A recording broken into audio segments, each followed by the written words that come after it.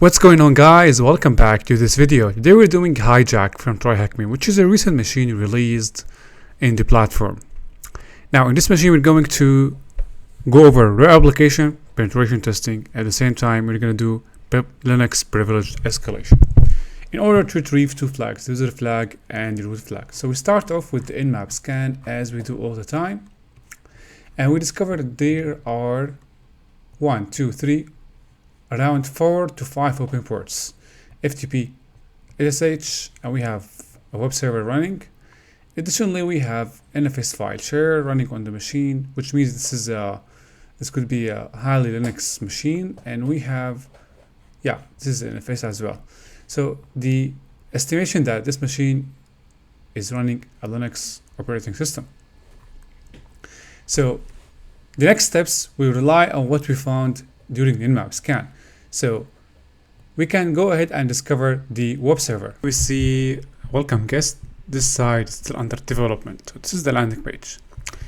We see a couple functions here. We have the administration, which we don't have access to, login, and sign up. So if you sign up for a test user, test 123, test 123, and now we can log in.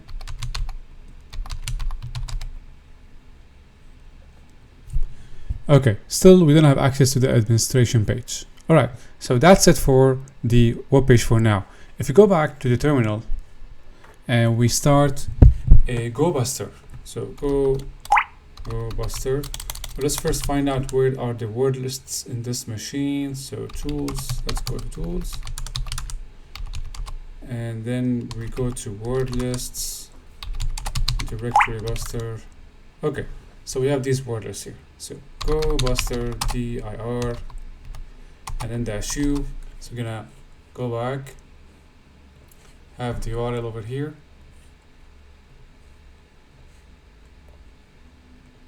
I'm gonna remove the index, and then we're going to say we're gonna use, let's see what word lists we should use here. So -w, we're gonna use big.text. We have a typo. Alright, so we're gonna leave this running for a while, and it's finished. So we have one directory discovered, server-status.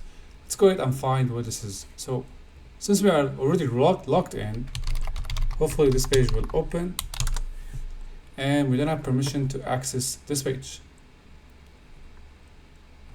Okay, so that's it for the web server. Now, nothing to do for now, but one thing to note is if we click on inspect and we check out the cookies, go to storage, and from here we're gonna copy this, go to Cyber Chef.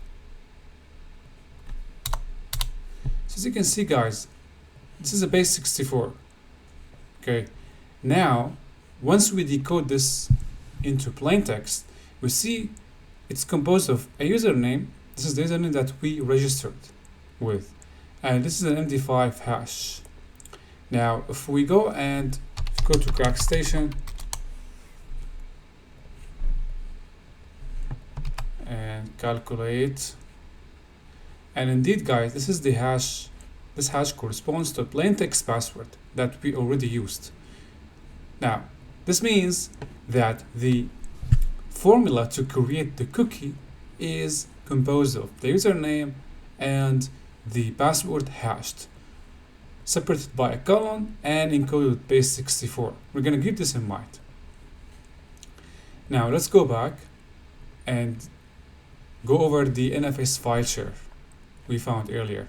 So cd back, cd desktop, and show mount -e. We grab the IP address. So we have one share. Of course, we're gonna need to mount this. Let's see here in my notes, search for mount. So we have this -t NFS, and this is a syntax. So let's go ahead and type it. Or first, let's make a directory. mounted, and then we're going to say mount dash t NFS 239.129 mount share. They already specify the directory to which we're gonna receive the mounts, which is mounted. So ls, so we have mounted here, and go to mounted, and permission denied. Let's see why. So mounted, the user permissions match to or correspond to a user whose ID is 1003 and group ID is 1003. Now the root user, which we are logged in with, doesn't have these IDs. So the solution to this issue is to create a user with the ID 1003 and GID 1003. So let's go ahead, user dash I 123, and then say it is hijack.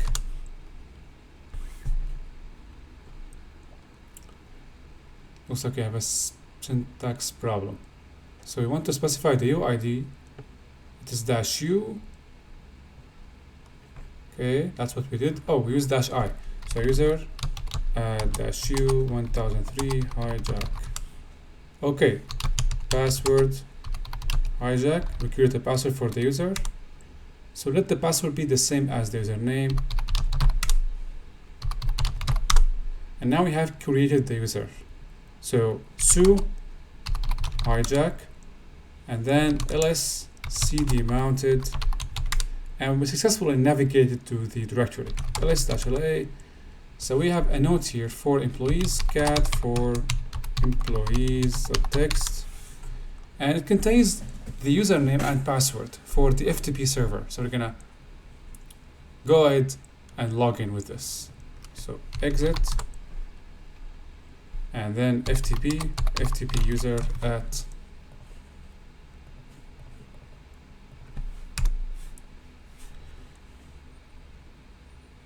name or servers not known.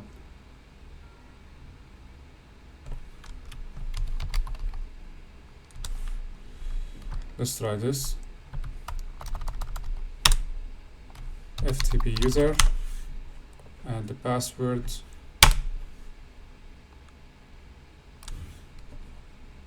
doesn't work. Let's copy that again.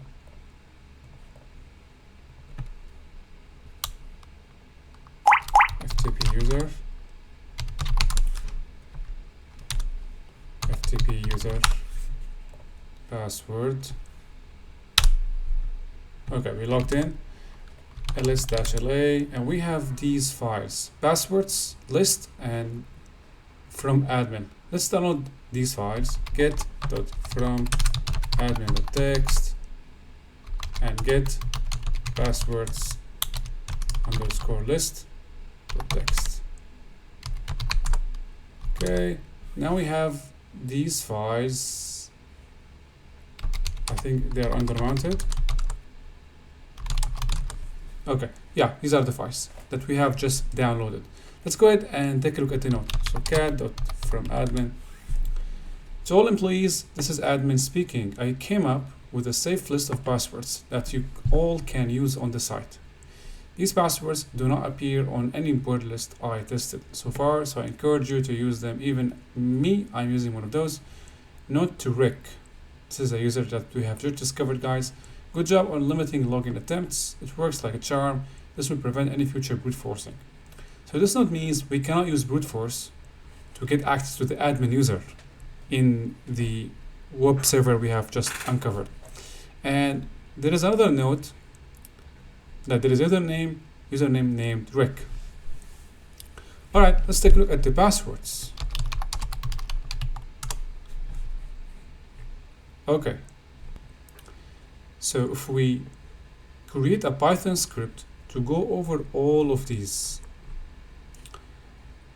perform the necessary decoding and hashing, and maybe then we will be able to find the admin password or the admin cookie. Remember that the cookie here, the original cookie was encoded in base 64. Okay. So we're gonna assume that if we create a Python script that goes over all of these, okay, perform the encoding and the hashing, we'll be able to uncover the admin username, the admin hash, the cookie, and the admin password after we, of course, perform MD5 hash on the password.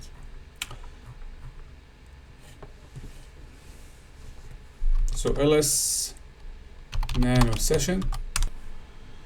So in the script here, the first thing we define is the URL. The URL we want to test is the URL that points to the administration page. And the script mainly, the first thing it does, it will go over the password list. So the list we have just downloaded from the OFTP server, right? So this list contains the passwords, but we don't know which one is the correct one. So what to do? We need to iterate through every single one of these passwords. That's the first thing here. And that's why we use the data variable to store these passwords. And then we iterate through every single one of them and we store it in the variable line.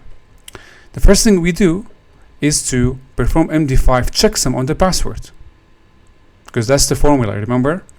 And then we concatenate the MD5 checksum with the username admin. Okay, after we have the password and the username admin, we perform base 64, and then we test. We put the base 64 here as the session ID cookie in the headers, and we send it. If we get access or if we get the positive results, we will conclude that this is the correct cookie in base 64, and we'll be able to find out the corresponding passwords, line and base 64 hash. Let's go ahead and run this. Okay, so what are all of these? So these are the session IDs. Okay, now the correct session ID was this one, because it resulted in a positive result or a positive hit on the administration page. We were able to access it, and this is the corresponding password from the list. This password was not computed, was not found in a complex computational operation. This password was just in the list, but we were able to find it because we performed the necessary computations on the MD5 checksum, and we tested on the administration page, and it was a positive hit on this cookie. So we're going to take this password and log in. So go back, log out.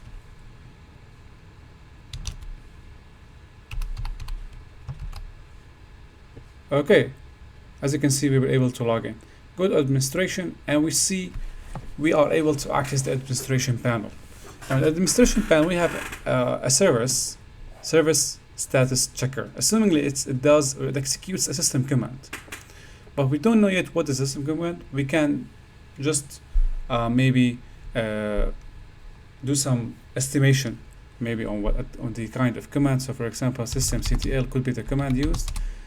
Status sshd systemctl.servers not found, active, it's inactive. So it is the system command that executes. So what we can do here, we can perform command injection. So to retrieve a shell back to the machine or to the attacker machine. So let's go ahead and nc lvb 4555. Okay, so this one sounds good. Let's go ahead and take this. So, alright, first let's see the IP address of this machine.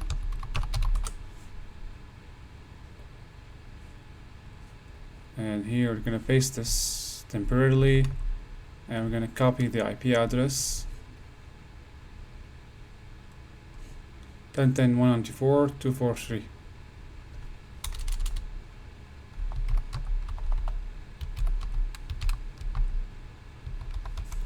Let's make sure this is the correct IP. We don't want to struggle with this later. 194.243. Okay, so now we're gonna go ahead and take this. So going back, Yeah, I forgot I'm on the attacker machine. I thought I'm on my virtual machine. So bash. So here we want to type. We want not only to execute. This command will not work because it doesn't correspond to the command the system expects. So here we're not gonna execute this alone because it's not gonna work. Obviously, we need to use the service or the command the system expects. So here let's use bash -c and here double quotes. Of course the port will be 4545. SSHD, check on this service and execute the next command. Execute. Did it work?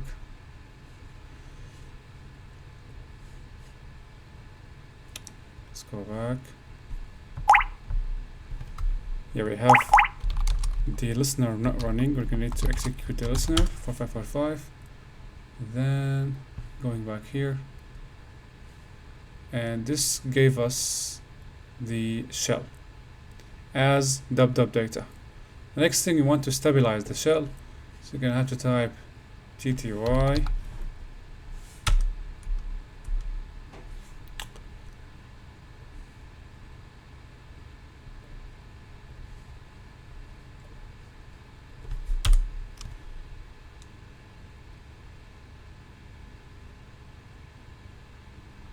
okay, ls, fine.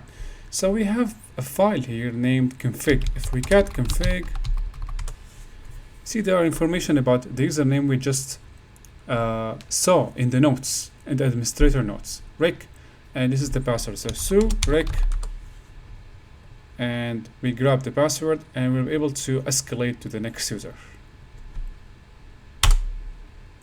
Okay, sudo -l, check on the privileges of that user. Again, paste the password. As you can see, guys, Rick can run this command as root without the need to provide the password. And there is one thing to note here. We have environment reset enabled, and we have environment keep is set to the load library path. It means we can specify the library file to execute or to use when we run Apache. So usually Linux, when you run an executable with sudo, Linux will search for the corresponding library path or library file in the default library path. Okay, if you are able to specify a custom library path, okay, Linux will be able, or Linux will take the path we specify. But for that to happen, environment reset needs to be enabled. And this is the case. Environment reset is enabled and we can specify the library path, which means if we can specify the library path for this process, okay, we can create a malicious library file.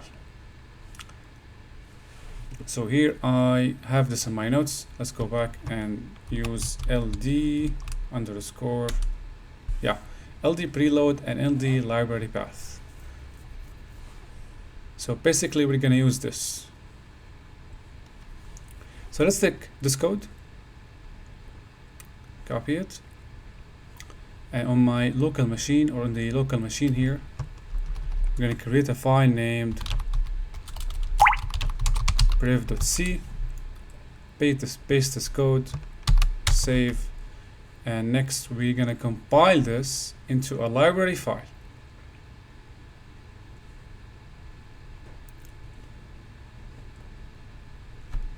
So here,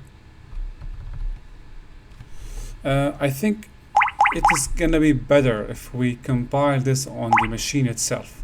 So to be able to transfer this file to the machine, we're gonna use netcut. So nc-lvp 4546 prev.c permission denied bash prev.c permission denied. Okay, nc, let me go back and find how to do that, because sometimes one mistake and the command won't work. So we go to maybe Linux and check transfer. Yep, so destination port, we're gonna run this on the machine, but it is not working. Oh, so 4546 is a port that we already using. No, nc lvp 4547 brave.c, permission denied. Why? nc, the IP address is this 4547 brave.c. Yeah, exactly, it's not gonna work. We need the listener running first. But Rick cannot run nc for some reason. Brave.c permission denied. cd temp, change the directory. Maybe this will make things work. Oh, okay, worked. Now we send the file and we receive the connection. Okay, ls and prev.c is here. Now we're gonna compile it on the machine.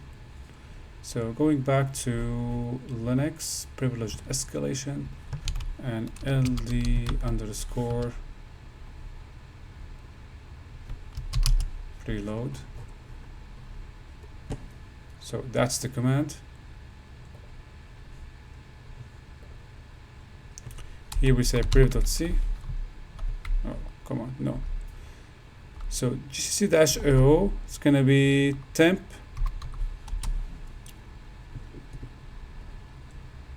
dash shared dash fpic, okay, and then prev.c. After we compile, cannot output file is a directory. Alright.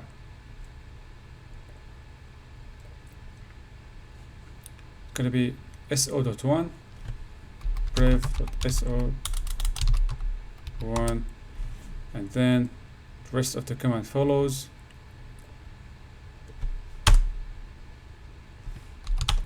So we have this file here. The next thing, we want to use Apache to run this file.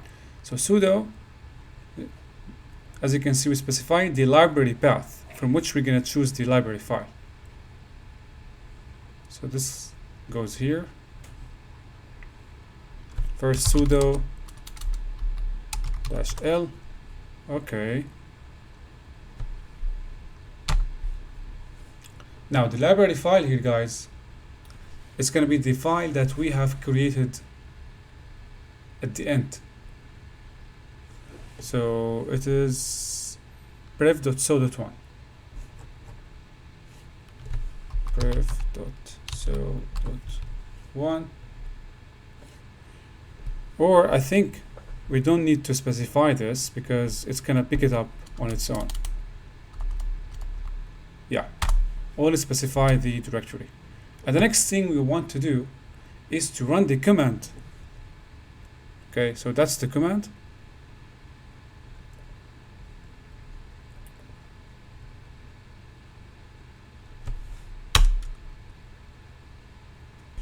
Okay, let's remove this file.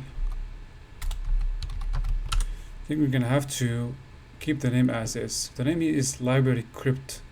Okay, it's gonna take this command one more time.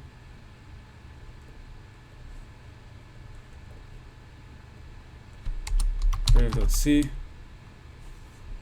and then we're gonna run the same command one more time. Try it again. Oh wait, not this one.